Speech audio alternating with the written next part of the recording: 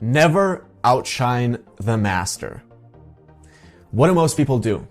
They try to impress their master as much as they can.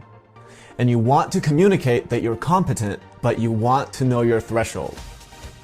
If you're a 20-year-old guy and you're working under a 40-year-old guy, and you're much smarter and more competent than he is, guess what? Do not communicate that.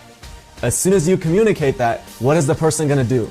He's going to get insecure and get rid of you because you're going to be substituting him. This is a mistake that people make all the time. Display your competence, but make sure you know what your threshold is. Never outshine the master. Win through your actions, never through argument. Michelangelo had just finished a perfect sculpture. Soderini, an arrogant man, walked in. He looks at the sculpture and he says, "Well, the nose is a little too big." Now, Michelangelo knew that it was the perspective from which Soderini was looking at the sculpture that the nose looked too big from. But did he say anything? Of course not. He said, very well. He picked up a tool and he secretly picked up some of the dust that had been laying there from previous work. He went to the nose and he started hitting the nose. Of course, he wasn't changing anything, but at the same time, he let some of the dust fall. While Michelangelo was doing this, he said, "Hey, go look at it from there. See if you like it now." Soderini went over there, looked at the sculpture and said, "The nose looked perfect now." Of course, Michelangelo kept his wages and kept his reputation as an artist and didn't get destroyed by an arrogant man.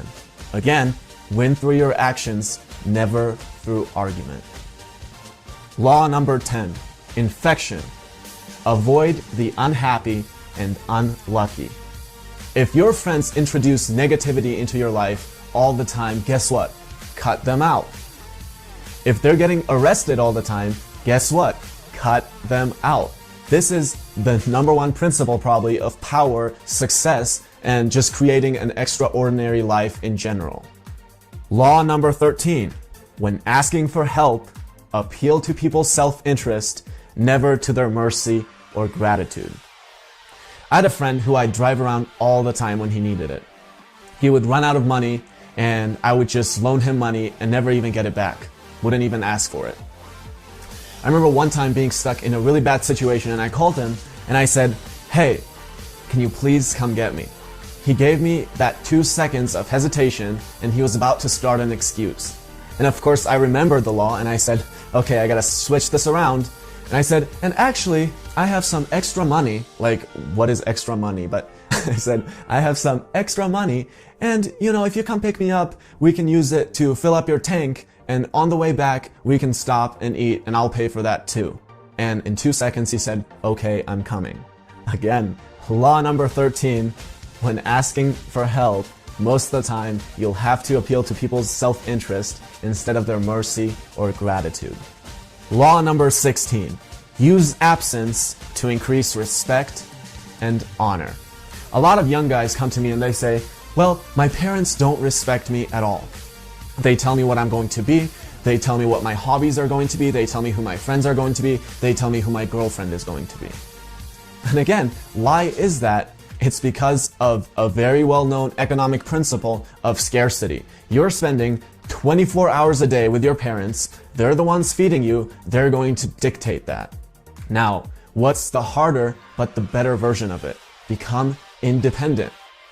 Once you're independent, and again, we're creatures of habit, so what are we going to do? We're going to resist that. But if you become independent, guess what? You're working on a lot of stuff now. You're chasing your purpose, whatever that is. You don't have much time for other things. Well, a month passes by and your mommy starts to miss you. She calls you and says, hey, how are you? And she's gonna be a lot more understanding now. Again, as soon as she starts to introduce that negativity, you say, well, you know what? I'm sorry, I don't have time. I gotta go work on this. And guess what? Over time, she's going to be conditioned to it, where when she calls you, she's not going to be introducing any of that negativity. And if she does, you'll be cutting it out. Use the economic principle of scarcity to increase your respect and honor. Law number 38, think as you like, but behave like others. It's funny if you take a look at the United States Congress. 535 people, very powerful, and not a single one of them an atheist. Now, you don't have to be a statistical genius to know that that's pretty much impossible. But again, why is that? Because they know the power of law number 38. Think as you like, but behave like others.